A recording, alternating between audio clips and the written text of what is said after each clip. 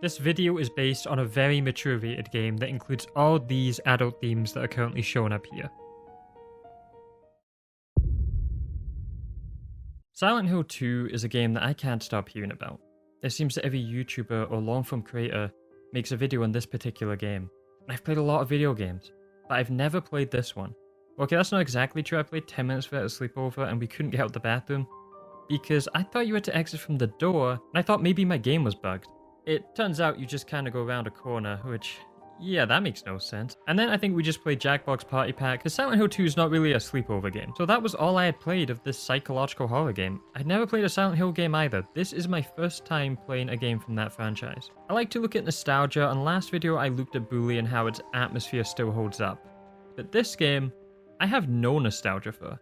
I'm going in as blind as James apparently. And I'm going to find out if this game is a masterpiece that everyone claims it is, because everyone and their mother keeps saying how this game is amazing, how once you finish it you won't stop thinking about it, how you'll probably make a long-form critique video on it, how the characters and theories are so interesting, how the music will be stuck in your head for so long, that this is the best, greatest of all-time psychological horror masterpiece. But I don't have that nostalgic bias, and I don't even really get scared of horror games. Fucking people. So this is my recap of my first time playing this game while describing my thoughts and theories while I was playing it, and while also of course giving the actual information so you aren't just stuck with my dumb theories. So let's find out if Silent Hill 2 is really as good as people claim. Don't be ridiculous. We start with an iconic shot of our main character James Sunderland staring into a dirty mirror, his eyes hollowed out by the shadows, a picture. Perfect symbolism of darkness and despair. He reaches up and touches his face in a gesture to confirm he is not in a dream and that this is his reality. He then sighs and the camera switches to a Dutch angle, which is used to create a sense of unease or disorientation for the viewer. And yeah, that sums up a lot of this game. He continues staring at his reflection in silence before asking if Mary could really be in this town. Mary, could you really be in this town? We are in the infamous bathroom that I mentioned at the start, and like most things in Silent Hill, it's in a state of decay, with panels falling off walls and grime and dirt everywhere, and probably other stuff you do not want me to go into further detail on. Walking towards the door that should clearly be the exit, it obviously doesn't open. It might actually just be a closet now I look at it. So we go the correct way, round a corner, and exit the roadside restroom. We then hear his wife's voice reading out a letter to James. In my restless dreams, I see that town, Silent Hill. You promised you'd take me there again someday, but you never did. Well, I'm alone there now, in our special place. Now this is something that horror games do at the start of games that I just absolutely love. And it's when there's a phrase or dialogue that is said that you won't find out what actually means until the end of the game. Sometimes it might not even be a phrase, it could be an image or something. It makes everything come full circle, and the next time you play that game with the context, it will give you a different experience to the story. The letter tells James that she is waiting for him at her special place, and that we broke a promise. And we never took her back there. James talks about the special place and how it's most likely a park on a lake. He also reveals that Mary has been dead from a disease for 3 years, so right away there's a few questions like, how did a dead person write a letter? And why is James so convinced that she has the possibility of even being alive? Could Mary really be there? Is she really alive? Waiting for me? We check the inside of a car with the door open, so this must have been James's car. And this is another technique that horror games tend to do. It's when you're examining an object, it will switch the graphical style to a clearer HD image that makes it look more realistic. It's an attempt to show what the world around us might look like compared to the game graphics. Obviously this isn't actually done as much now because game graphics are way better than before, but it was scary imagining what the rest of these places look like from this small glimpse we have. Especially the backseat of that car. We look towards our left and the tunnel has been blocked off, so we head into a foggy forest. Long, winding paths lead us filled with ominous silence to a destination and a well, which has a red letter at the bottom, and we get this lovely description, which I guess refers to the players of the game since we then get greeted with a very creepy image of James in red, And those trees in the background kind of look like a brain. We continue on, then find a graveyard, and surprisingly, another living human. We meet a young woman called Angela, and she's staring at a gravestone. Oh, I'm sorry. I No, was it's just... okay. I didn't mean to scare you. I'm kind of lost. Lost?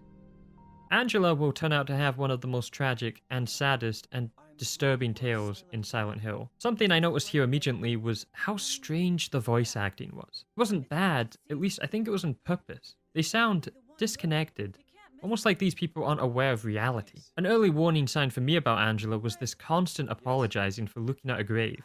It felt like a child getting told off.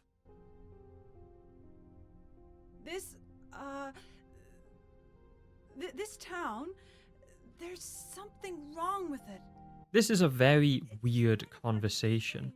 She then actually does mention the fog, which I'm thankful someone did, because I was starting to believe that characters couldn't see this fog. She then warns us there is something wrong with the town. James, though, cuts her off before she can explain why the town might be dangerous. And the reason he does so is because he only cares about one thing. Not his safety, but finding his dead wife in this town. Angela also says she's looking for her mother, first calling her mama, and this is another warning sign for me, because Angela really has some childlike tendencies. What we find out is that both characters are looking for someone. James, his wife, Angela, her mother, who she hasn't seen for a very long time, and they think they're in Silent Hill for some reason. So my first thought was, this town was a place where people tried to find people or were drawn here by something, sort of like Pennywise, promising them and then trapping them in the town. She also mentions looking for her father and her brother as well. It's in a graveyard though, and I don't think James picks up on this because he says, I hope you find them. But I can't find them either. I'm sorry. It's not your No, problem. I hope you find them. Yeah, 6 feet under maybe. We then leave Angela beside the gravesite and try to navigate through the very thick fog, in which I struggled for a while with navigating. Then I found my way out the graveyard though. Continuing on, we get to Silent Hill, or maybe I just went the wrong way. But we pass under a tunnel and start hearing these industrial horror music.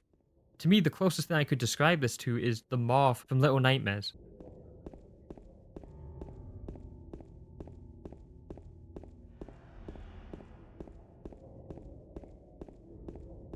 It's some incredible sounding music to set the tone, metal clanking, loud sounds, but there's nothing in the area that can actually make these sounds. Entering the town of Silent Hill, it's quiet, literally a ghost town. Strange noises, but emptiness and ruined, abandoned buildings. And then we find the scattered blood and some figure in the distance shuffling into the fog. So it's clearly not the best place to be. Finding a gate fence, we interact with it and it lets us through. There's no button prompt or anything to tell you this. James just kinda headbutts it. This game doesn't hold your hand or tell you much information. You have to explore and try interacting with everything. Nothing glows on the ground, James just looks at it. It's similar to Monkey Island or Grim Fandango adventure games. Actually, this game is pretty much just those games, but with survival horror combat. Eventually, we start hearing radio sounds coming from a tunnel. We pick up what seems to be a radio and a monster which seems to be stitched together body parts, suffocating. It obviously starts attacking us, so we pick up a plank to use it as a weapon. And the game didn't tell me how to use the weapon, so I had to try every controller combination, in which I ended up opening this map a lot. And probably looked pretty stupid. Eventually I did figure out you have to ready the weapon, then swing. The actual monster doesn't really have any hands, so it can't attack that way. But it does spit on you, and that is something I found out the hard way. Safe to say, I wasn't great at the combat first. With the monster dead, we examine the radio and the description says it emits static when monsters are nearby. We can turn it off and on, adjust the volume. I'm sure this will be really handy. I don't know why you'd ever want to turn it off though. James leaves, but then he remembers the reason we actually entered this place, and oh yeah. Oh yeah. We start hearing a voice in the radio which is 100% the dead wife telling James to come to her.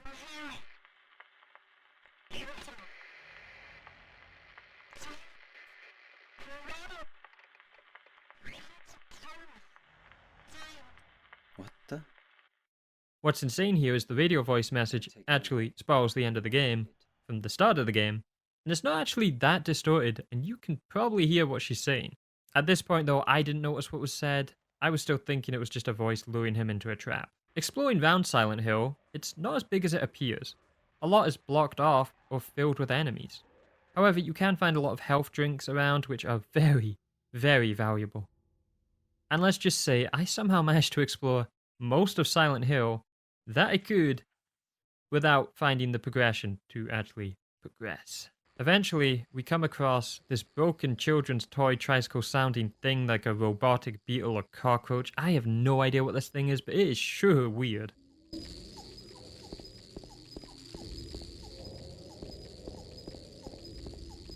But it's sure weird and it's creepy and I don't like it. Even now, I still don't know what this thing is. We find an apartment key on a body with a burlap sack over it and what looks like James's clothes. I'm using this fantastic HD PC project for this game. I struggled with killing the creepy roach thing and almost having a heart attack when a crawling enemy showed up. We eventually managed to find the apartment key by going through a fence that really just looks like background design. I don't even know how I found this. And now we are in the wood-size apartment. And there sure is nothing worse than rundown apartments, especially when they have creepy monsters in them. The apartment has very tight corridors and not much places to move at all. So once monsters are knocked down, you really have to keep beating on them. There is another move you can do, but I'll explain it when I actually use it, near the end of the game. Because this game doesn't tell you the combat controls, you have to work out everything on your own. Exploring round, we find a flashlight on an outfit that is legit just James's wife's outfit. You can even check the photo. And a very weird mannequin enemy made up of plastic woman's legs, I think. The designs of this game is just phenomenal. The locations and creepiness is genuinely some of the best I've ever seen. It looks just like cheap Scottish student accommodation. It's incredible. Something I really came to appreciate, which I normally don't, is fixed camera angles. In old Resident Evils, I never liked them. But in this game, they almost feel like everyone is placed and framed differently, as if the scene itself is a painting. Sometimes the camera will be placed inside a wall. Some of the rooms here remind me of what a 3D corpse party could have looked like. The apartments aren't too dissimilar to Heavenly Host Elementary School. Checking the map, it tells us what doors we have checked and found locked and which we haven't. The map's actually very useful, which is surprisingly something most games don't get right. On the top floor, we spot a key behind some bars and reach over to grab it. And watch a little kid kick the key away from us, then stomp on our hand. Hey, wait! At this point, I don't care about the dead wife, because someone else is about to be dead when we catch them. If this little girl is even real. Then we find a gun in a shopping cart, as you do. So now we have a gun, though honestly this plank of wood has been pretty good so far. Exploring and finding many locked doors, and a lot of gameplay is really just locked doors, we eventually hear what sounds like a baby crying. Yet at this point I have to ask, are we sure this isn't a horror game? Oh wait, it's a horror game. Never mind, crying baby sounds is just typical horror trope 101. And it still doesn't get any less creepy when you hear it. Now what's fantastic here, and I'm just gonna pause. You see that red glowing thing right there in the distance? Well, that's actually Pyramid Head, and I just went in the door not realizing or being scared. I kind of ruined it. Entering the room we find a TV with blood on it, and what looks like James dead on the seat. Foreshadowing maybe? Well, that was my theory at the time. All I knew in my head was a TV was something to look out for. This thinking would lead me to a very stupid theory later on. We also find a key to room 202. What's nice is this menu equipment description actually tells us where we found the key, and a bit more information about the item, giving us clues on how we might be able to use it. Opening up room 202, James enters and we are greeted by a room of moths. Flying around and strange green ooze. We spot a hole with green ooze coming out of it. So naturally we stick our bare hand in the hole and we get a clock key. The game likes using keys to get keys. To get the right key. The game. We can also look at the dead butterflies or moths, but what this room actually represents is one of the theories I got correct. I think. Each character in this game has a room that you can find in this apartment. That it represents them and their inner thoughts. James's room is the one of the bloody TV. But this room we're in currently, I didn't understand what it represented until the game was done. And it represents a character called Maria, who we will meet soonish, and she has a butterfly tattoo and what sounds like a copy machine as the music in the background of this room.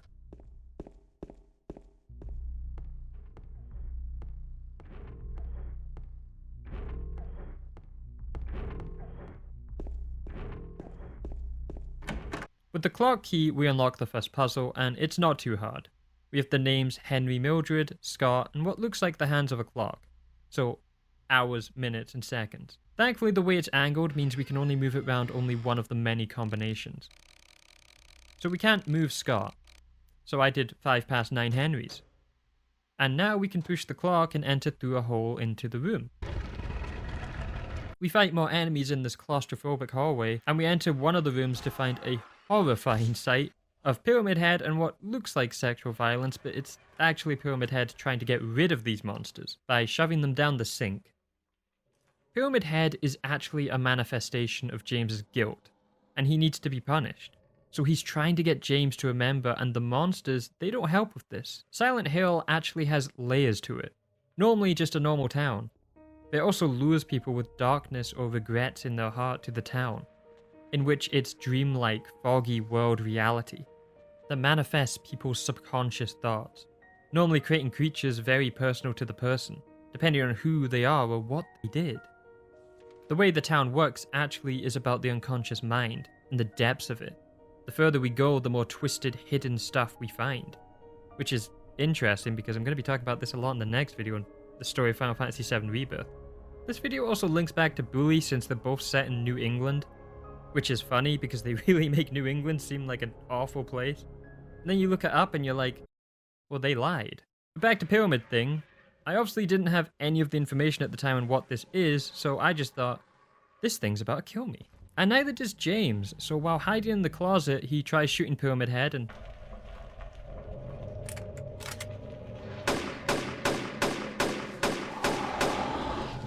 Pyramid Head, his guilt, it leaves. He's not ready or accepting of it yet. This is some really fantastic storytelling here. After finding a fire escape key, we open the door and, to our horror, there is no fire escape. But actually, this is really creepy. It's just very unnatural to see no fire escape and the window that is so close to the other building. We climb through to the next building, then we stick our hand down a toilet. Lovely. Inside we find numbers and then a safe in the next room. Not exactly a tough puzzle here, but to be fair, I'm playing on normal puzzle difficulty for my first time because I don't want to suffer on my first playthrough. Saying that, I definitely suffered on my first playthrough. And then we are now in the Blue Creek apartment. Different from the wood ones, but look basically the same except not as woody. Finding a note on the floor, a house key was left with Uncle David, and the key to the room is in a room near the first floor staircase. Looking at the map, this could be any first floor staircase. There is multiple apartments. Going back to the other apartments through a courtyard, we enter a room and here's someone vomiting. You know what? That's probably the reaction that makes sense from a character. James meets a character called Eddie. He starts off by telling us he didn't do anything. A bit sus. Wasn't me. I didn't do it. Do what? I didn't do anything. I swear. He was like this when I got here. James mentions a dead guy in the kitchen. I didn't see a dead guy in the kitchen, so now I'm left confused. He once again says he didn't kill him, and James asks him about Pyramid Head. It's here I learned that Eddie can't see Pyramid Head. Or maybe he just hadn't seen him yet. Obviously now I know why he couldn't see him, but back then, this is a little hint towards how the world of Silent Hill works. Eddie does mention the monsters though. Something brought Eddie to this town, but we still don't know or find out about it yet. Looking around the room though, there's tons of football posters and physical beauty posters. So this is when I started thinking about the room theory. Each character having their own room, Eddie's represented by footballs and beauty posters. The reason for this, we will find out later. James says he couldn't care less about them, but that's because it's not for him. I doubt Eddie cares about his bloody TV. Finding the body in the fridge that Eddie talked about, it was actually revealed afterwards by the creator that this is just a hallucination of Eddie's. And this is where I got stuck for a while, checking all the locked rooms and exploring around the apartments. I had essentially no clue what to do. I did eventually make my way to the outside pool, and avoided the spitting enemies and grabbed a coin with a snake on it. And this just left me more confused. I now had to figure out what to do with this coin. I honestly found the apartments to be the most confusing area in the game, and my least favourite. Not bad, but at that point I wasn't seeing what made this game this horror game masterpiece that everyone was claiming it to be. Still enjoying myself, but also very confused due to the constant running back between buildings. I did eventually figure out that by using the can of drinks in the garbage chute, it's heavy enough to unclog it. Inside I get another coin, this time of an old man. So really after 20 minutes of me being an idiot, I did get another coin. But also, do not know what to do with the coins. I then come across a stuffed animal. James said it probably belonged to a kid, but I think it was actually Angela's. Which, speaking of entering the room, we find Angela lying over holding a knife. Oh, it's you. Which, yeah, it's not a good sign. She speaks slow and in a bored tone. Yeah. I'm James. Angela. Angela. Okay. I don't know what you're planning, but there's always another way. Really? What's really weird here is they introduce each other again. Angela at times in the story almost has more of an understanding than the other characters, and about James especially.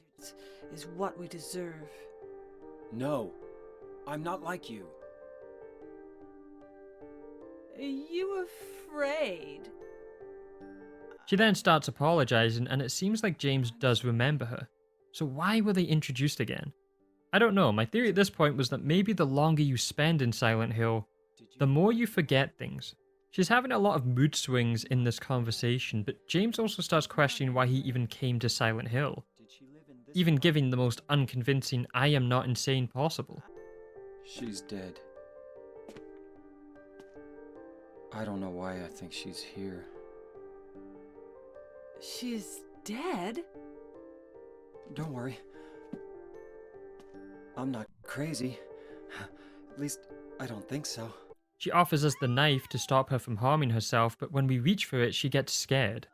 She says she's been bad and then runs away. I've been bad. Please. She's been abused by her father, and that's what her room represents and explains her behavior. Seeing the photo on the ground of her and her mother, but the father, well, that was ripped out.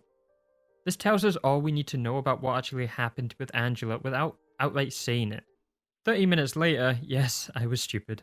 I tried using the knife on the steel bar because, yes, I was very stupid. Then it turns out the desk for the coins was in the save room, one door down from Angela's, the whole time. Even worse, I only had 3 coins, so yes, I did realize I was an absolute Dumbo, who would probably never be able to finish this game. Then I actually read the riddle, and you only needed 3 coins, thank God. And this was to get the Line House Key. Silent Hill 2 and most survival horror games are sort of just like massive escape rooms. Finding keys, solving puzzles, then finding more keys. We enter another room and we see Pyramid Head, and maybe it was giving birth to the monsters? That was another theory of mine. I was wrong. I don't know what it was exactly doing, but the mannequin moans then dies, so... yeah. The door locks behind us and we have a Pyramid Head boss fight in which I tried to get round it and smack it from behind. Bullets just seem to bounce off of it, and it's really tense. We're in this really small area. So we run back and forth while Pyramid Head drags that great knife, slashing it down. The player just needs to wait out a timer and survive. This being my first time seeing Pyramid Head in a game, and describing this, it's kind of like a celebrity in the gaming world. It's really fun to see an iconic character that I've seen in Comic-Cons and other games and references, pretty much everywhere. But then to actually see the character in action in the game they first appeared in, and you get to find out why they're so iconic. Apart from, it's obviously incredible design. This might sound weird, but it's almost like a starstruck thing. The, wow, it's Pyramid Head in this game. That's so cool. He's so cool, it's Pyramid Head. Or Red Pyramid thing. I can see why he's so beloved now, but I mean, we always knew why he was so beloved. I didn't actually know we had to just wait this fight out, so I used a bit of ammo and kept trying to bonk him in the head. Then eventually an alarm rings and Pyramid Head starts walking away. So me being a starstruck fan, I got a closer look from behind. As he was about to leave, Pyramid Head played one last trick on me and decides to 360 no-scope with that great knife, one-shotting me, ending my life. God, fucking people.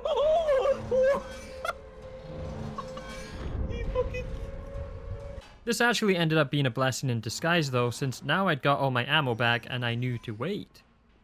Staying far away from Pyramid Head, he walks down into the water, which is kind of weird. Then the water drains and we go on through. Back outside, I find out there's a trip mechanic. This is some Brawl flashbacks. Then we find Laura on the wall. We have a very strange conversation, calling us blind for wondering why she is in Silent Hill. Huh? Are you blind or something? What's that letter? None of your business. You didn't love Mary anyway. Wait! How do you know Mary's name? Warning signs for me thinking she might not be real. I was wrong, she is. She accuses James of not loving Mary, and James is confused that she knows his wife's name. That sentence stuck with me though. You didn't love Mary anyway. So that letter she has, that's something to do with Mary. Entering the park to find our special place, James comes across a woman who James mistakenly calls Mary. And in return, she has a creepy grin. This is Maria, a manifestation of James's desire for his wife to be healthy and also his sexual frustration. His perfect version of his wife in his twisted mind. You could be her twin. Your face, your voice, just your hair and clothes are different. My name is Maria. I don't look like a ghost, do I? She's not real, but she also might be real. My first thought when playing this was, well, that person sure is suspicious, and the conversation is what really warned me here. If we pay attention to what she says after asking, do I look like your girlfriend? And James's response saying, she looks like his wife. Maria's eyes lighten up and her grin becomes wider. To me, this looks like a duper's delight, which is an emotional boost or thrill that some people get when they successfully cheat or deceive another person. In this case, tricking James into thinking she is his wife. She's really not great at trying to convince someone she's real, but in James's mind, it's quite overwhelming. In front of him is someone who looks like his wife, but with different clothes and hair. She says she doesn't know Mary, but then guides James into thinking about another possible special place, since this park really was not it. Is this your only special place? James then remembers a hotel across the lake that we will have to find a way to get to. She starts following us, shocked that he would leave her. She then manipulates James, pretending to act like Mary, which also once again repeating, you love her, right? A question at this point I was really finding suspicious, so now I'm thinking, James didn't love his wife, but he wants to find her here. And maybe this Maria is actually his wife or her spirit haunting him. She then says, maybe you hated her, which causes James to get defensive, but he does let her come along. Finding a memorial, it mentions 67 people who died of an illness. And they now rest in this lake. I was thinking this might be the illness that killed Mary, and maybe it originates from Silent Hill. This game really is an experience. It's almost like a great mystery novel. You're constantly questioning everything and come up with crazy ideas like this one. While most of these theories end up being complete dribble, it was still a really fun thing to do. Exiting the park, the fog seems to have changed colour now, looking sandier, and the mannequin enemies now roam the streets. Hitting one, I also accidentally whack Maria in the head. She didn't seem to mind, which again, I didn't trust this woman one bit. Reaching the bowling alley, Maria says she's gonna wait because she hates bowling. I'll wait here. I hate bowling. I didn't come here to play, you know. A very valid and respectful reason to stay outside with monsters in a dangerous town. Telling you right now, that motherfucker back there is not real. She is very much in my mind a real person who doesn't want to interact with any other people. Inside we see Laura and Eddie with him eating a pizza. We learn some very interesting information in this conversation. Huh, you're just a gutless fatso. In that Laura is asking what Eddie is here for, robbery or murder. Warning sign that Laura knows more than anyone else and that James has probably done something terrible as well. So what'd you do? Robbery? Murder? Nah, nothing like that. It's disguised as Eddie running away from the cops, however, Laura also mentions running away as well. Speaking to Eddie, one of my other theories about people being more forgetful seems to be coming true, or it was implied. I still don't know if this was actually a real thing, but it seems like Eddie has forgotten James's name, and his mind was drawing a blank. To be fair to Eddie here, in this hopeless town, I would also just want to eat pizza. This town is full of monsters. How can you sit there and eat pizza? She said she was fine by herself. Leaving the alley, Maria apparently couldn't catch a little girl. We follow after Laura, which leads us to the most convenient alleyway that anyone could possibly go through. Any other way? Yeah, there is. Right through there. Maria, strangely though, has keys to this building. Inside, this place is a strip club called Heaven's Light, which explains that Maria is probably a stripper with her outfit, since her outfit kinda resembles it.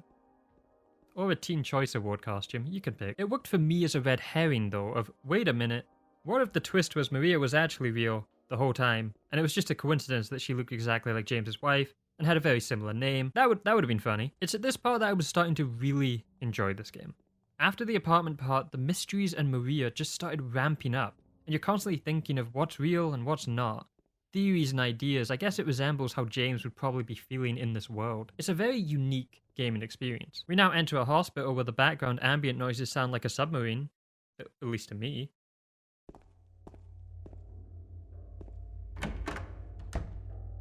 I wanted to test if Maria was real, so I whacked her a bit.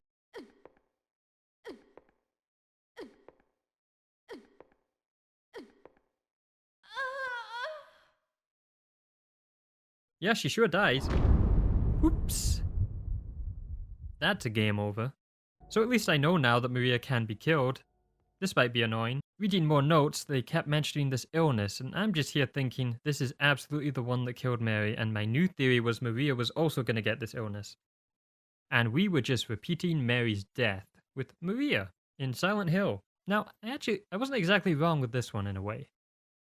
However, paying more attention, they spoke about this illness driving them to something called the other side. And the other side is an alternate reality that may not even be actually real, but just inside your head. A lot of Silent Hill seems to be based on the subconscious mind. It sort of twists the world around them based on the character overall and the dark parts of their mind, different from the fog world. Exploring the hospital, we find the Silent Hill nurses, another iconic character or monster. It's also here where I found out that Maria could be hurt by enemies, so this was going to be tough. I guess we defend Maria here? Now, I was doing fine with that until the camera became my worst nightmares and I couldn't see where I was aiming. Turns out that was directly into Maria's head. Now back on the first floor and trying every door in which one opened, I decided instead of fighting the nurses, I would just run away from them and try every single door I could see. Eventually finding a locker room and an examination room key. Shotgunning some nurses, I actually returned to the locker room because I was stuck, and the reason was because I forgot to examine something. Yes, I was a Dumbo. And James starts caressing a teddy bear for some reason, then pricks himself, and we get a bent needle. Well, this just makes sense. Examine it, well, it's a rusty bent needle. I don't know what I was expecting. Getting confused, I accidentally almost left the building, but Maria stops us. James looks very confused here about why we should care about Laura, and I agree. Oh yeah, she knows stuff about her dead wife. Well, we have Maria now, so why should we care? Doing some more fun puzzles in which we copy down numbers to remember, and finding more broken TVs, which I'm adding more to my evidence of my TV theory that I will explain later on. Maria needs to take a break and starts coughing. Oh no, that disease that's getting mentioned, well, my current thinking was now Maria has this, and she does have pills for it as well. She says it's a hangover, which can't be true if she was in this town, but we let her rest. You should rest.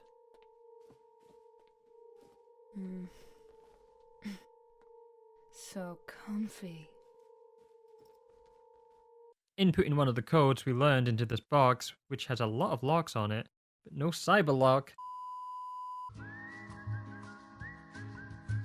Heading to the roof, we find a diary of an unknown patient, talking about ending their life. Trying to leave, the door is now locked, and I get the fright of my life as James gets whacked by Pyramid Head into a fence. And we fall into a room we wouldn't have been able to get to if not for Pyramid Head getting us down here. Using some violence to achieve it, but Hey, it's effective. With the blood on the wall, we return to the box, enter the code, and now only need one last key, in which I do have in my inventory. But did I check my inventory for the key?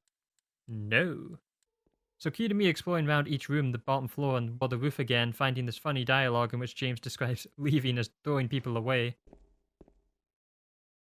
Till I decide to check my inventory in which I had the key I was looking for. Ah, go figure. Unlocking the box, we find a strand of hair. Being described as long, I can use this on a shower gutter hole thing I found earlier, in which looks like the Grinch was shoved down here. And combining the piece of hair with the bent needle, we get the elevator key. Taking the elevator, we find Laura hiding in a room with teddy bears. How do you know about Mary?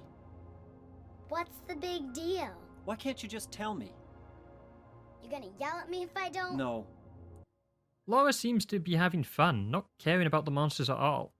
We learn some information about how Laura knows Mary, and James is an idiot. It was last year. You liar! What we do know, though, is that Laura met Mary last year, and that she can't have been dead for 4 years then. Is James wrong? It's just messing with us at this point. I have no idea, and I think this is what the game wanted me to feel. The fact James comments on Laura not being attacked makes me think she can't see the monsters at all. Since, well, what dark stuff has a kid done? But then again, in most horror games, kids are evil, so who knows what Laura's done. Laura tricks James and locks the door behind us. Now, James here could exactly rectify the situation by saying sorry or please, or both, but instead James chooses to do this. What are you doing?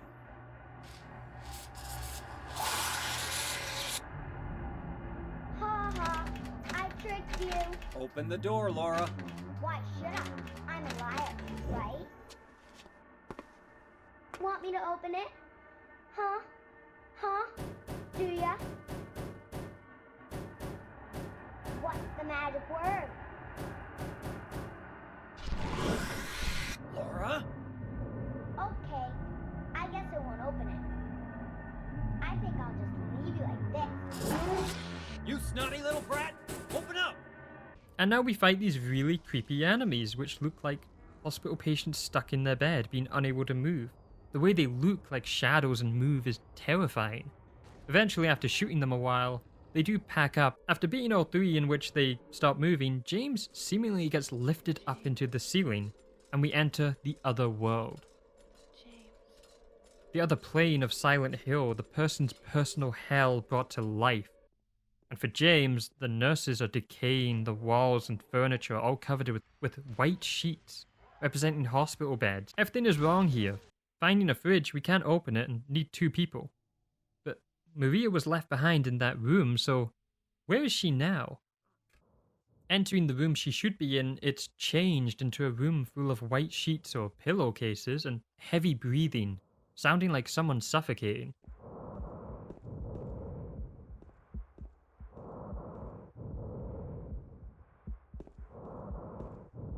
Can be heard everywhere. It's disturbing to listen to, and Maria's medicine is empty. It's a scary room, but when you know, you know. And when you do know, you realize just how horrific and messed up this room is for James, and the fact we left Maria in this particular room doesn't go unnoticed. Going into the basement, a fantastic idea always, we move a bloody shelf with bloody handprints, which is another brilliant idea. Then Maria appears, but we accidentally call her Mary. She gets really upset with James and has some pretty serious mood swings, then starts being really clingy. I'm glad you're alive. Anyway? What do you mean, anyway? You don't sound very happy to see me. I was almost killed back there. Why didn't you try to save me? All you care about is that dead wife of yours. I've never been so scared in my whole life. Her entire voice tone changes here to be more like Mary. It's so impressive how they've done this, and the flashlight barely lighting their faces like someone telling a ghost story in the dark. James asks about Maria knowing Laura, but strangely Maria, despite acting very worried for her, has never met or known her. This is likely due to Maria actually having memories of Mary, which is interesting to think about since she knows memories of Mary that James himself doesn't know. There's some real twisted stuff going on here. She's all alone. And for some reason, I feel like it's up to me to protect her. Entering an elevator, the game turns into a radio game show. Yes, this is real. Hi there, everybody! Thanks for tuning in. Welcome to another exciting edition of Trick or Treat. Here you either answer the questions correctly and win a great prize, or fail to answer correctly and receive the punishment. Thankfully, all the answers can be found from stuff I had already picked up and by looking at the map. Unlocking the chest, we get tons of supplies, but I haven't really been using the pistol. Going back to the fridge, we now have Maria to open it. She's also switching between flirty and worried. Getting a ring, we put it in a 3D painting. Yeah, just go with it. Going into another basement, this one is like a labyrinth, with the camera angles being very hard to see and some very tight corners. All I know is I saw Pyramid Head's shadow and I'm bolting. Maria, she can fend for herself. She got hit quite a bit, but she can run fast when she wants to. Not quick enough though, since the elevator shuts and Pyramid Head kills her. So problem solved is what I thought in my head. James didn't take it that way though and starts grieving. Sad music plays and we find a brochure basically telling us, stare into the abyss of ourselves to find the truth. But you have to be brave to do that. Or that's what I took from it, but it marks a place in the town for us to go to. So back outside we go. And it's been a while, so naturally it's pure dark nighttime, which is always creepy. And we are back to that incredible ambient music that sounds like faint foghorns. Finding every piece of ammo, I eventually find a new passageway over a walkway in which new enemies appeared, these monkey bar crawling things. They're horrible. I managed to just run round them though and entered a place called Nellie's Bar. Inside the Chamber of Secrets, inside Nellie's Bar, written in blood, is, if you really want to see Mary, you should just die. But you might be heading to a different place than Mary, James. The town right now is taunting James here. Silent Hill is almost its own character, and I love that. When a location becomes a character, it's one of my favorite things in a game. He's really just coping now, and Mary too, Maria, is also dead. Shit. Jokes aside, it's a really creepy message, especially finding it in the dark, and James' hope now being finding Mary, that's all he cares about. More than anything, to not find her would destroy him. He's also feeling the guilt from Maria's death. Then we see the message, there was a hole here, it's gone now. Maybe it's symbolism, a grave.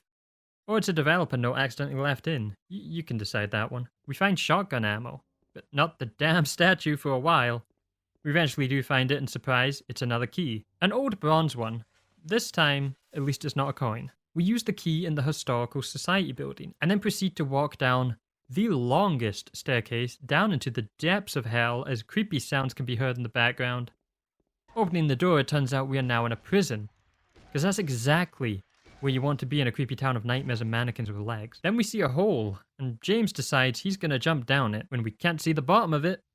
So he does jump down the said hole, which we can't see the bottom of. And we end up in the bottom of a well, similar to the save point at the start of the game, actually. And let's just say this game is evil for not telling the player anything. I legit thought I was stuck here, that this was just a troll from one of the devs, and you're stuck here forever until you reload. So I started swinging around randomly, and the random wall I hit broke. I don't know if this was any visual signs for me to know this, because this was just a random frustration thing.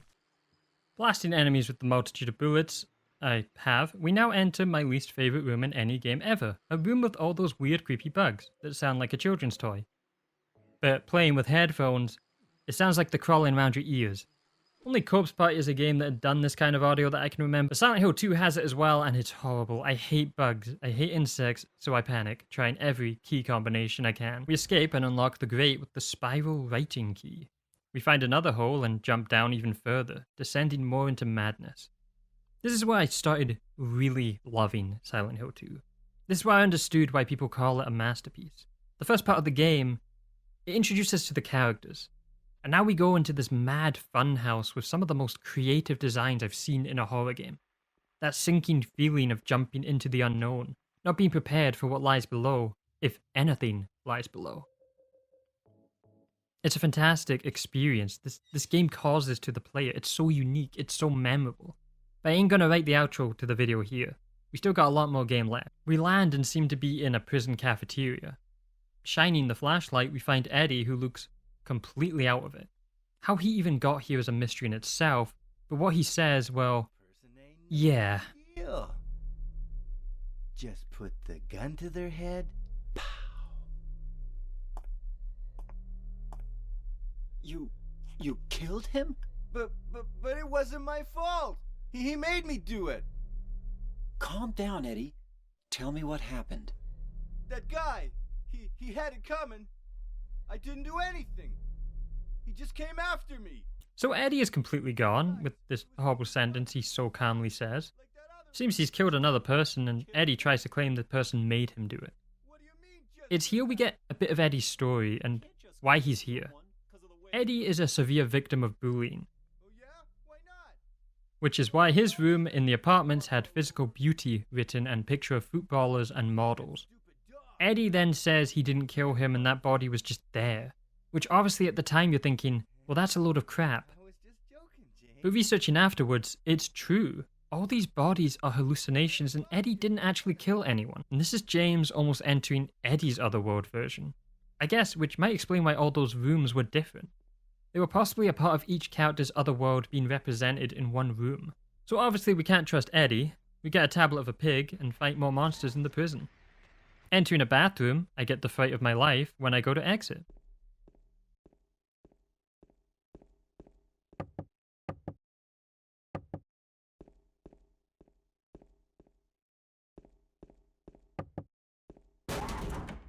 Side note, in every horror game ever made, bathrooms are always a bad idea. There's never really any danger in them, but they sure love to put a load of noise and jump scares in these things. If I need some more puzzle stuff, we enter this room that is massive and open that surely nothing bad will happen here. In the middle is a hangman's noose, or several of them.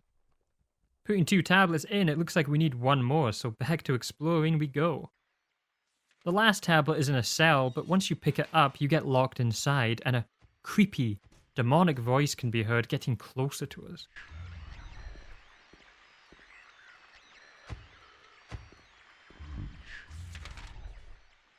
Walking back and forth, this one area in the game is survival horror perfection. Because this voice, you can't find out what it belongs to. I think it's a ghost of the prisoner. The static is going off, but you can never see. And what's worse for me, and this might be a personal thing, but what I find really creepy is when there's buildings or areas that just aren't correct. Like they don't make any logical sense. And the cells above is that for me. Because there are rooms up there with nothing in them. But there's no way to get to them. So they shouldn't exist. So why are they there? They're just up there in the dark and something is moving in this room, but you can't find out what it is. And now we are in a morgue with rotten bodies, as if that's an exclusive thing to the morgue in this world. And we jump down another hole with rust and blood coming out of it. Then hear what sounds like a choir of babies.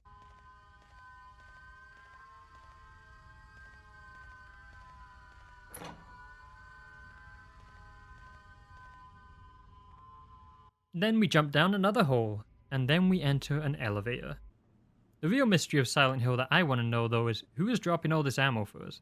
The bottom of the elevator we enter the most trippy place. It looks normal yet run down corridors of a house.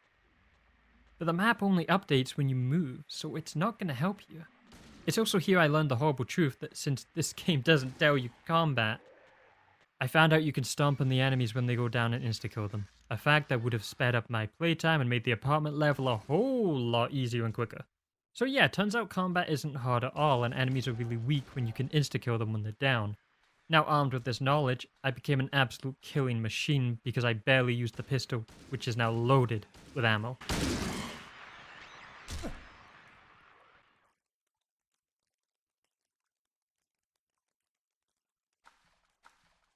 Going down a specific ladder, we find Pyramid Head himself, armed with a spear, and he attacks quick and it hurts. Escaping into a room, we find the greatest thing ever. You know in Zelda when you find the Master Sword, you get that really cool feeling of finding an iconic game weapon or stuff that was mentioned in the story? The Pyramid Head's great knife is that for me. Me being smart, I thought I could use it on the obvious wire to progress.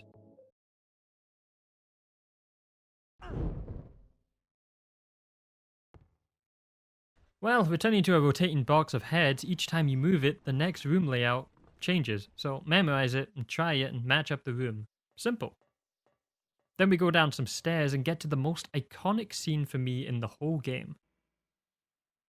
James, honey, did something happen to you? After we got separated in that long hallway? Are you confusing me with someone else? You were always so forgetful. Remember that time in the hotel? Maria?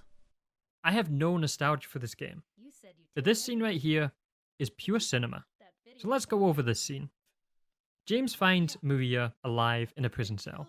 A complete shock.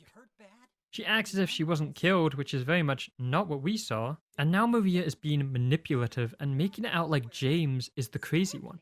Which, shit, she might be right. Crazy. Then we get one of my favorite shots ever. A shadowy shot of Maria in the cell with a vignette blinking around it. Maria's eyes and face are obscured by shadows, hollowed out so we can't make out her recognizable features. To James, it's even hard with her previous similarities to his dead wife to be able to tell if it's his wife or not. To him, it looks like his wife is now straight up in front of him behind cell bars. And it gets worse, because Maria starts speaking like Mary on purpose. Her entire voice changes and the camera zooms in slowly onto her face. That videotape we made. I wonder if it's still there. How do you know about that? What's also notable here, though, is she starts talking about memories that only Mary could have had. Then James is legitimately believing this is his wife, just like Maria wants. Maria's true nature is revealed here, and it's chilling to the bone. She tells him in a spiteful, almost aggressive tone that she is not his Mary. Aren't you Maria? I'm not your Mary. Maria is whatever James wants her. To be a distraction from the truth he's trying so hard to forget, representing the desires of James Sunderland, but still having a dark, menacing look to her. I haven't said it enough, but Maria's design is perfection. But James surprisingly rejects this, just wanting answers. So Maria plays a new manipulation card. You can actually see it on her face, the expression when she comes up with this idea. Maria then starts straight up lying to seduce James, playing on his sexual frustration and his confusion, trying so hard to convince James to accept her. And this breaks James. He's so confused, he sounds so lost, and you have to feel for him here. Even when you know the truth, this level of manipulation is beyond cruel. Come and get me. I can't do anything through these bars. Okay. Stay right there. I'll be there soon. We hear Angela scream out in fear. It seems all characters are going through their own trial in Silent Hill, and all of them are losing. Badly. James is completely lost with Maria playing him like a fiddle. Angela is being unable to face her demons, and Eddie, well, he's about to probably kill anything he sees. Going to save Angela, we see the most horrible room in the game, and a disgusting creature called Abstract Daddy, representing Angela's father who abused her in every way imaginable. He's pure evil. The actual creature, Abstract Daddy, is something I looked up afterwards. It's meant to be sexual trauma from Angela, but James can't fully see it. Like all boss fights in the game, it's not tough. But for this kind of game, combat doesn't need to be. It's more about the experience and the storytelling than challenging or innovative gameplay. There's no advanced mechanics here. Like most things, you run around and shoot. The whole room is made of skin with pistons pumping in and out of it, which I don't think I need to explain that.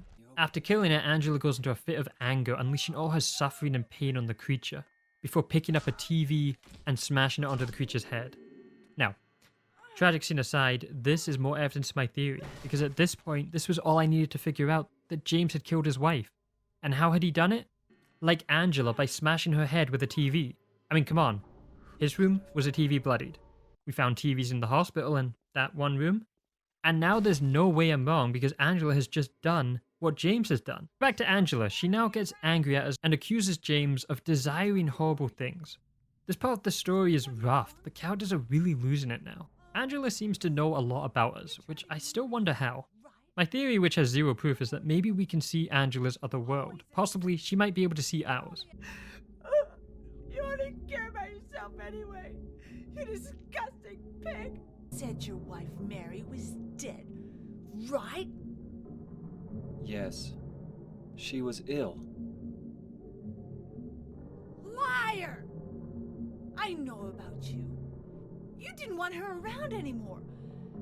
You probably found someone else.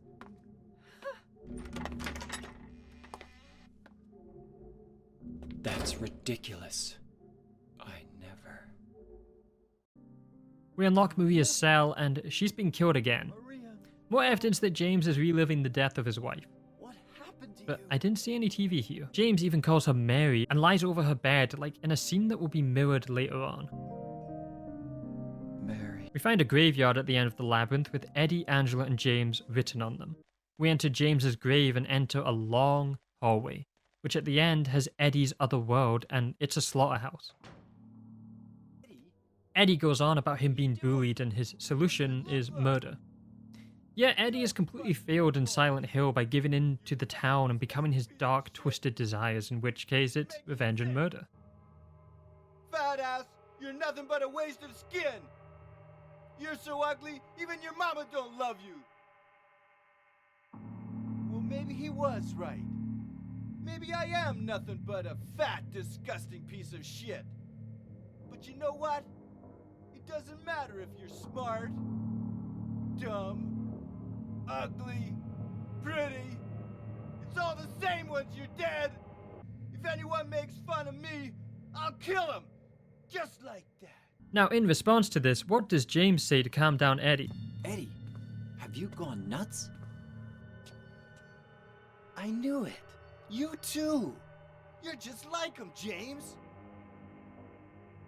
Well, I can't say it was a smart response, at all, in any way. And now Eddie thinks we are making fun of him, which, to be fair, he wasn't wrong in James calling him nuts. And now we have one of the worst fights in a game ever. Eddie shoots us while we shoot back. Both of us should be dead, but what the heck, it's a video game. Shooting him enough, he runs away into the next room in which human bloated corpses hang from hooks. This is symbolizing his weight, I think, and just murder in general. We get the truth of Eddie. He snapped and killed a dog. Eddie didn't actually commit any murders though, but he killed a dog, so no mercy. Way after I killed the dog.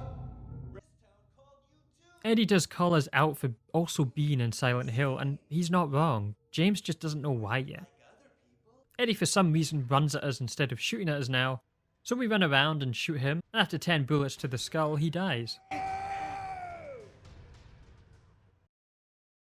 And James somehow thought he wouldn't kill him after shooting him. James once again starts questioning if Mary did die 3 years ago. We reach a dock and a boat and have to navigate through foggy water. We've now arrived at the hotel. Exploring the garden first, I inspect a fountain, and there's nothing. So I obviously do not check the other fountain, and instead head into the dark hotel, not run down, but still creepy. In the restaurant area, we get a fish key, then attempting to leave. I'll let you come to your own interpretation if this scared me or not. Fucking kill me. Now Laura starts speaking to us and tells us how she knows Mary. You're here to find Mary, aren't you, James? Well, have you? No. Is that why you're here too? She's here, isn't she? We get given a letter from Mary to Laura, and they were both at the hospital and they met there, with Mary wanting to adopt Laura. We also get more context onto why Laura has seemingly hated James the whole time. Apparently James wasn't particularly nice to Mary in the hospital. We find out the letter wishes Laura a happy birthday. James then asks her when that was, and it was a week ago. So Mary can't have died 3 years ago like James thought. Then we get to an elevator, but an alarm plays, and it won't move because there's a weight limit. And it's very strict. We put everything in but the photo of Mary because, I don't know, I found that symbolic. We find a videotape at the bottom, and can openers. Then we find the bar, but if we attempt to use the door, it's too dark, he can't see. With a damn neon light jukebox right beside the door. I mean, James, can you not just feel for this keyhole? That's a sentence. But yes, it's too dark, he can't see. Getting back to the kitchen, I find a can. Using the can opener, on said can, light bulb. I'm gonna scream. Why? Then we put the light bulb and the lamp on the counter beside the neon lit jukebox and open the door instead of just slamming my head through it. With the key to the gate, we now get to the room and find the TV. Well, looks like my theory is coming together. We play the tape left by Mary and finally, we get the truth. Pick me again, James? Well, he did still kill his wife, but it was with a pillow, and it was horrible. I just got the murder weapon wrong. But now we and James have the truth. Mary didn't die of her illness. She was going to, but James is actually the one who smothered her with a pillow. And this explains the suffocating room, and also explains the TV room, which was all about the videotape, so it did all come together. James is devastated. He blocked out his own murder, and he's deluded himself into thinking it was 4 years ago, not last week, like it actually was. We find Angela in a burning staircase. She's very far gone and mistakes us for her mother.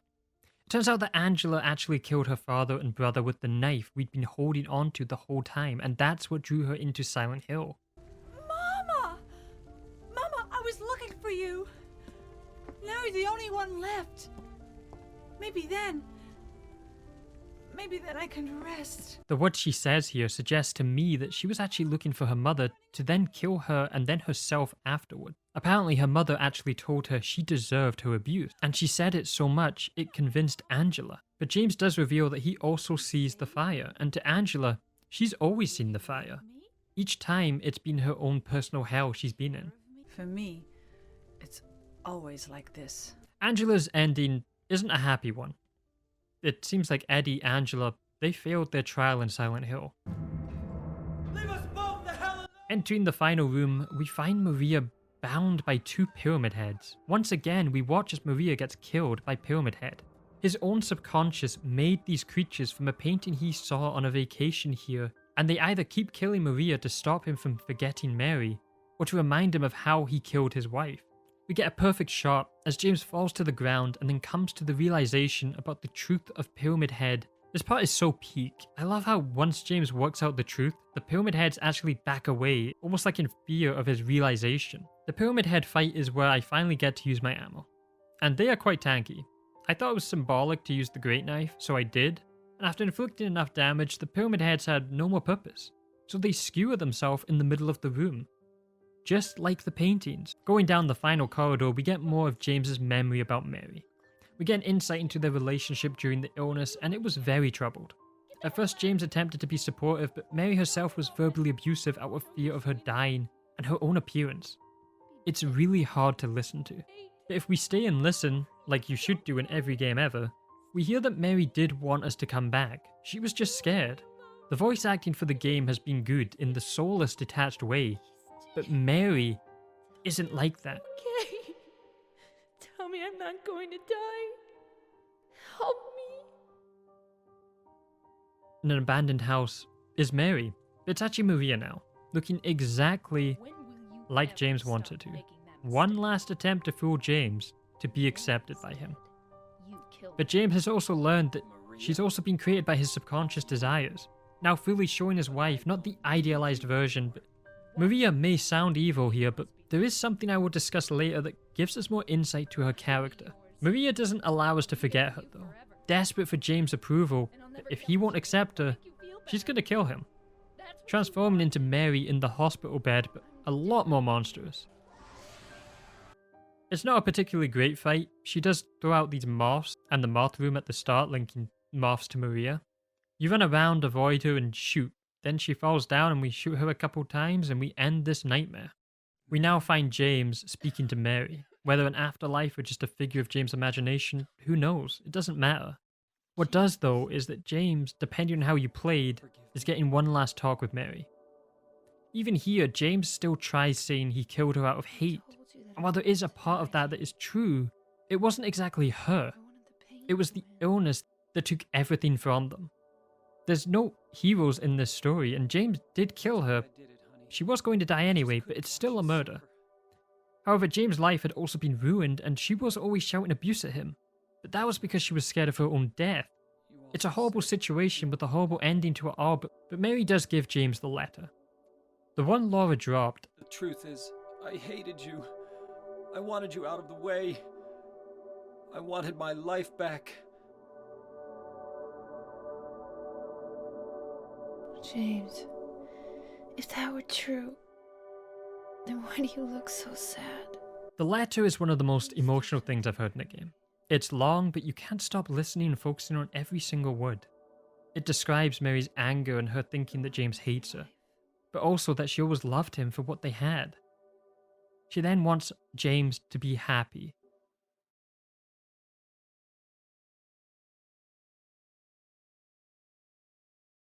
In my restless dreams, I see that town.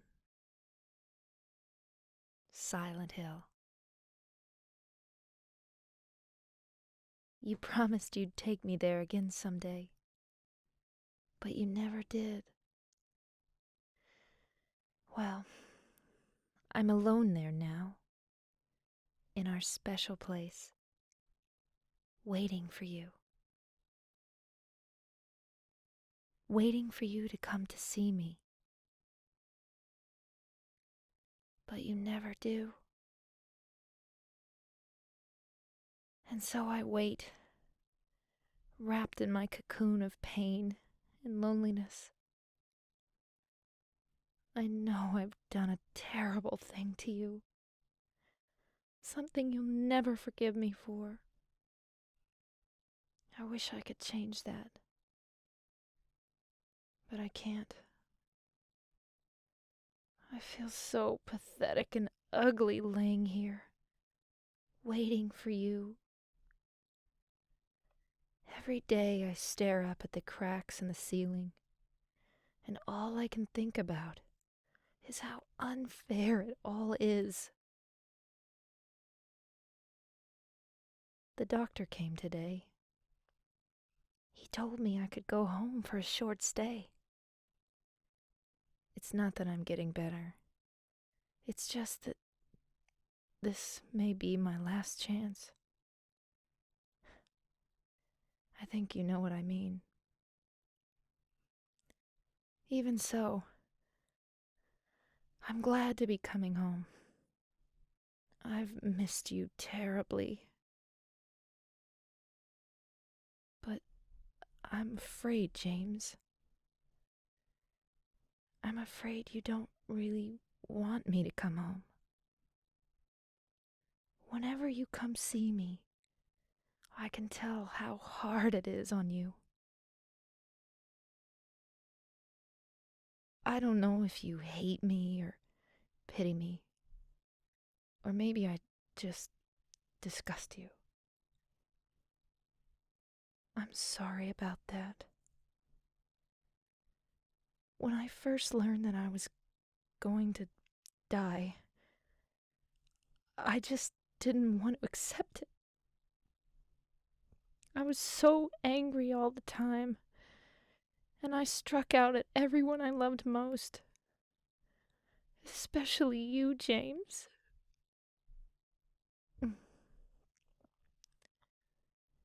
That's why I understand if you do hate me. But I want you to know this, James. I'll always love you. Even though our life together had to end like this, I still wouldn't trade it for the world. We had some wonderful years together. Well, this letter has gone on too long, so I'll say goodbye. I told the nurse to give this to you after I'm gone. That means that as you read this, I'm already dead. I can't tell you to remember me, but I can't bear for you to forget me. You made me happy. We end with James walking off with Laura, possibly back to live like Mary wanted, but he still has to explain the murder. Though he also does have the body, so he could lie either way. It's not really important for us to know what happens next, only the journey James went on, and how he overcame his darkness in Silent Hill while the others did not. Or that's what happens if you get the good ending. Which I got blindly first time, let's go. No guides, nothing, it's just too easy. And that's the main story of Silent Hill 2. It turns out Maria was the real villain the whole time, which every single person apart from James could have guessed. But this video doesn't end here. Maria may have been the villain, the delusion, in James's point of view of the story. But what about Maria's point of view in the story? And thankfully, we have the answer in the brilliant scenario called Born from a Wish, delving even more into Maria's character, and you might find out it's not as black and white as you think. We start Born from a Wish playing as Maria, who as we now know was born from James's wish. She wakes up in a room not knowing of her purpose, but having knowledge of the monsters. Fight and live? Or do those monsters get me? I don't have any reason to go on living. She says she doesn't have any reason to go on living, but the thing is here that she was actually just born now, and that she also has the same memories and fears that Mary had.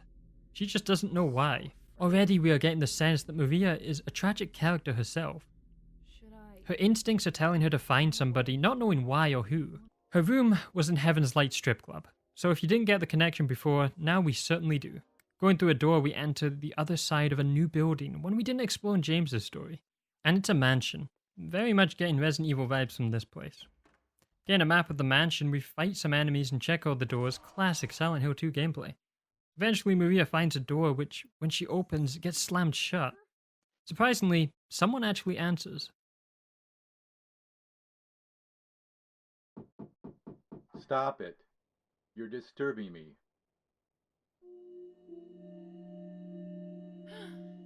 Thank God. I finally found somebody. Can you open the door? No. But why?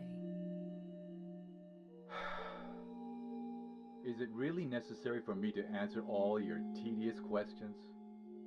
Yes. Oh, I didn't know that. He only wants to be left alone. He's certainly not a people person.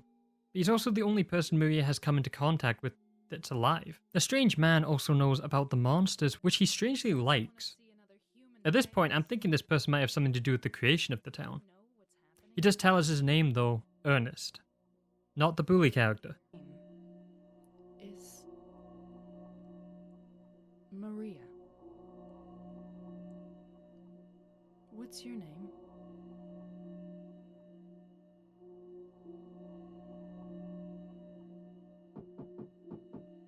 Ernest. Hemingway? Baldwin. Climbing up the stairs, we hear a horrible sound of something or someone falling. Oh no! She fell out the window! Don't move her! We hear someone fall out a window, but reaching the top of the stairs, the voices stop, and we light the candle with matches we found, and we find a present from a daughter. When going back down, the daughter actually speaks to us saying to give it to her father, but in a creepy way. Give it.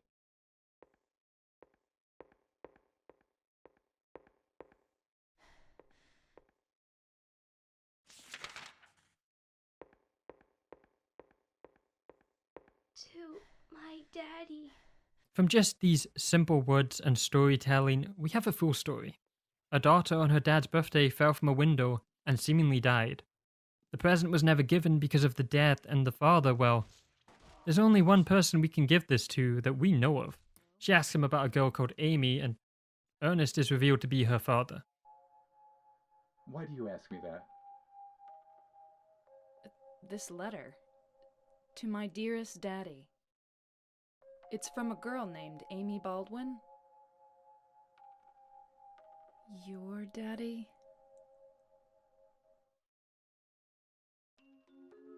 Yes. Where'd you find that? Up in the attic. Oh. What a fool. Now, when it's too late, I finally understand why. Maria, some things we forget, and some things we can never forget. It's funny, I'm not sure which one is sadder. Thinking this is the end of the conversation, we turn away. But Ernest somehow seems to know Maria. Somehow Mary's existence being a wish lets her see Ernest, when others could not. Seems to me that Ernest knows Maria is born from the wish and desires and hopes the same for his daughter. He mentions a white liquid, which, alright, I'm going to stop here. I ain't trusting any white liquid in a bottle, thank you very much. But unfortunately, or fortunately, we are not Mary, we are not Maria, so we must get this for Ernest, who, from reading the book, he writes, he thinks it can help resurrect his daughter. Maria reveals here that she fights for an impossible cause, a little cheeky line about fighting for James's affection, which she can achieve in the Maria ending. Well, that's okay. I don't mind fighting for an impossible cause. Anyway, it beats just giving up and doing nothing. But we see here before the events of Silent Hill 2, Maria, despite being born from James when visiting the town, she has her own memories and morals. Not related to James, in fact she seems empathetic, nothing like how she acts in the main game. Down in the basement we make a chilling discovery, Amy Baldwin's gravestone, confirming to us her already obvious passing at the age of 7. Then we go back to my own personal hell, the apartments, finding familiar locations and many locked doors. But we get the white liquid, then we return to the mansion and Ernest, who had trouble getting it himself. Because by the time he'd discovered it, he couldn't leave the house. Why? Well, we're about to find out. He tells Maria about the gods and how, ambiguously, she was born in Silent Hill. She starts talking about fate and then reveals the most shocking thing. The gods are here. You know it too. You were born in this town. I'm not sure God is the right word.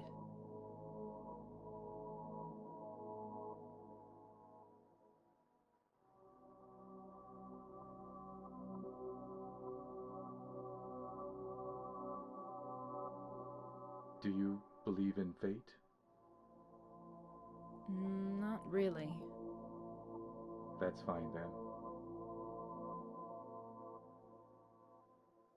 Ernest, can I open this? This is a dead end. There's nothing beyond here.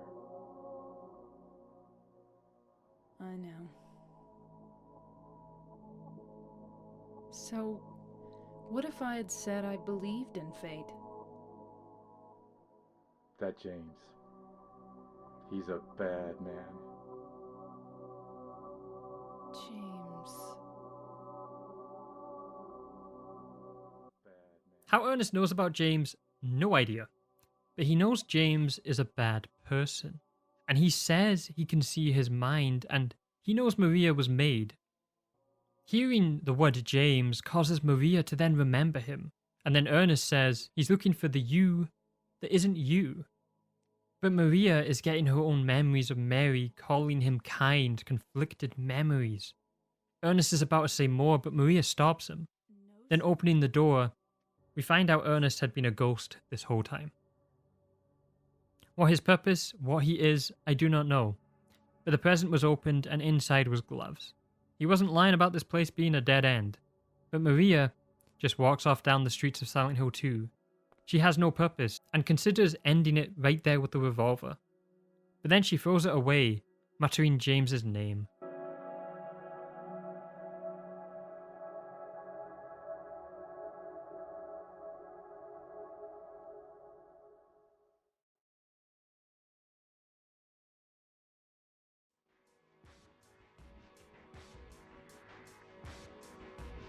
James.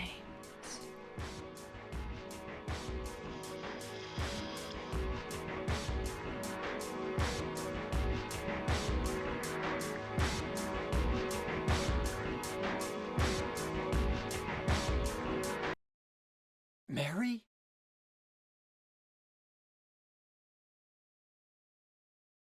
No, you're not. Do I look like your girlfriend? My name is Maria. This scenario was fascinating to me because Maria, really at the end of the day, was James's wife reborn, but her own person, made from his wishes and Mary's memories. But that doesn't make her any less real. She may have had confused memories, or stuff that wasn't true, but apart from that, she is a living person, or is she? She can also be killed and brought back, so it gives us answers to Maria, but it doesn't give us the full picture. And it's tragic, she now needs to be accepted by James to prove she's real. Which is why in the game, she was always asking, I don't look like a ghost, touch me, I'm real. She's also a victim of Silent Hill made by twisted hopes from James. That the town itself will eventually twist Maria into becoming the villain out of her own desperation to be real. But then, she's also the delusion to James that he has to overcome in the Leave ending to make it out alive, to conquer his inner demons and accept the truth. It's so interesting because Maria can't exist without James, but James is also her villain that she needs acceptance from to exist. And that right there is just some of the magic that I witnessed in my first time playing Silent Hill 2 and its story and learning all about it. Now with the story and scenario finished, I can now give my opinion on Silent Hill 2 from the perspective of someone entirely new to the whole series with zero nostalgia to sway me and no knowledge of the full story.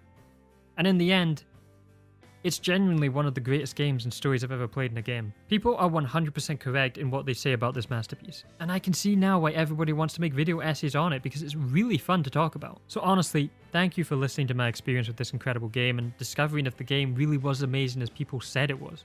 I hope I entertained you for the whole video. This was a long video and that's what I'm planning on doing now, long videos. So I'm really grateful if you watched all the way through. I'm going to be covering Final Fantasy VII Rebirth next, in which people have very strong opinions on that and their own personal interpretations. But after that, I'm absolutely going to be covering more horror games. So if you did enjoy, I would really appreciate if you gave this video a like and subscribe for more in-depth, long-form videos on games. But I also ask this of you. Please let me know in the comments below any cool lore, secrets, or theories I missed. I'm now daily looking up information and listening to these songs because they're so peak. Oh, but most importantly, this was my first game in this franchise that I know nothing about, so please tell me which game in the series you think would be a good video or one that I need to play. Or even ones you think might be bad but would be a good video, because who knows, I might actually surprise you and like it. And after the next 2 games that I'm already working on for videos, I will for sure be doing another Silent Hill game. So let me know in the comments which one you think would be best for that. Thank you so much again for watching, and I hope to see you in the next video.